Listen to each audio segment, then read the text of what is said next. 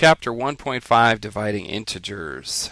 Now, the first thing we need to understand is that integers with the same sign, when you divide integers with the same sign, they are positive. So, same, is supposed to be an S, sign. Okay, so let's look at same sign integers, like 8 divided by 2. Well, it's positive 8 divided by positive 2 equals positive 4. And if we have two negatives, negative 8 divided by negative 2 is also going to be a positive 4. So if the signs are the same, then they are positive.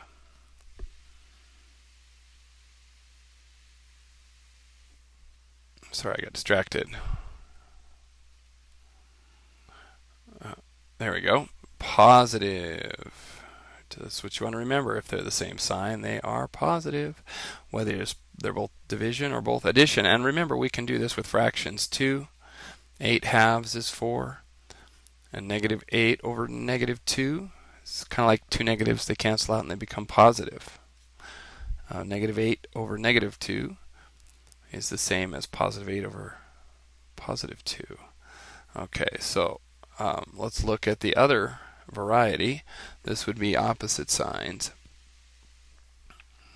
So, different signs.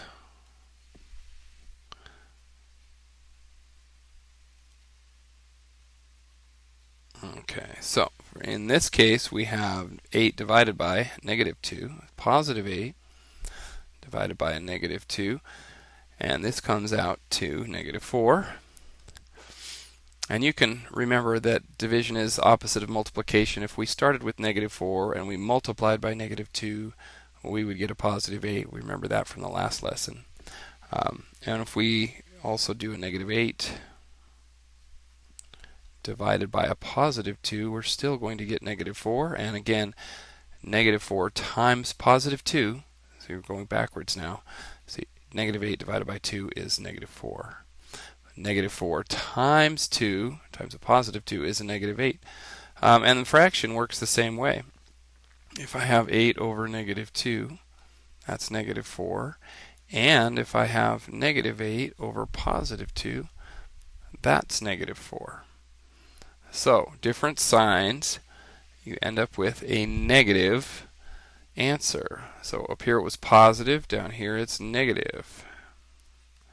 And you just kind of have to learn this. You can make sense of it.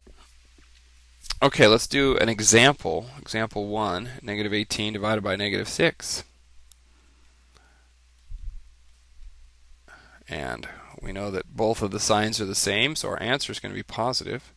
We know that already. And then we just think about what is 18 divided by 6. It's 3. Pretty easy. What about 75? Divided by negative 25. So one is positive and the other is negative, so we know that our answer is going to be negative.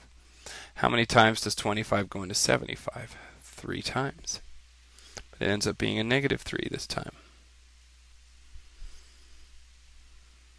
Okay. Here's another one. This one is in fraction form. 56. 54. That's going to make more sense. Over positive 6. Okay, so we have a negative and a positive, so we know our answer is going to be negative.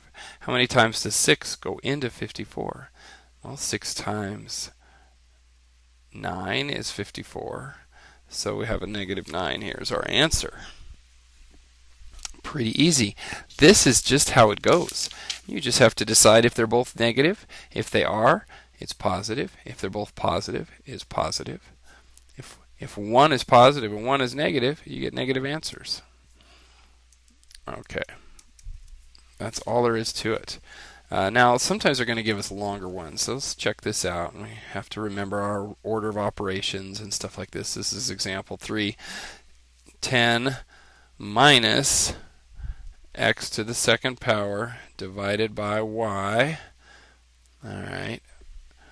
Now, they tell you that x is equal to 8 and y is equal to negative 4. So you just have to put those in there. 10 minus, and we're going to put 8 squared divided by negative 4, because y is negative 4 and x is 8. So that should look familiar. And then we're just going to work through. We can do our power first, because powers and parentheses come before multiplication and division. 8 to the second power is 64, because it's 8 times 8, divided by a negative 4. Okay, now the next step is we have to do division. We have to do division before we do subtraction. So we're going to leave the 10 alone. What's 64 divided by 4? Well, it kind of looks like I have a negative 64 divided by a negative 4. I could write that out like this. And then I could just, figure out that 4 goes into 20 5 times. So it would go into 40 10 times, and it would go into 60 15 times, and then this extra 4 would be a 16. Or you might just know that 16 times 4 is 64.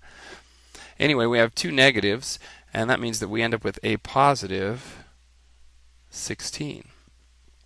And then 10 plus 16 is equal to 26. And I guess I really should have equal signs all the way down, because it's kind of like we're going in steps to get the answer. We have a start, and we have to keep moving through steps to get to the finish, where we have an answer that makes sense. 26. And then, that's just the way it goes. But the tricky part in this one happens right here, where you have to remember to divide, and you have to remember that it's not minus 64. Well, it is, but it's a little bit like you could write 10 plus a negative 64 divided by a negative 4, and then you can see a little better that it's a negative 64 divided by a negative 4, and that gives us a positive 16. This is another way to write it. Okay. Good luck on this assignment. Talk to you soon.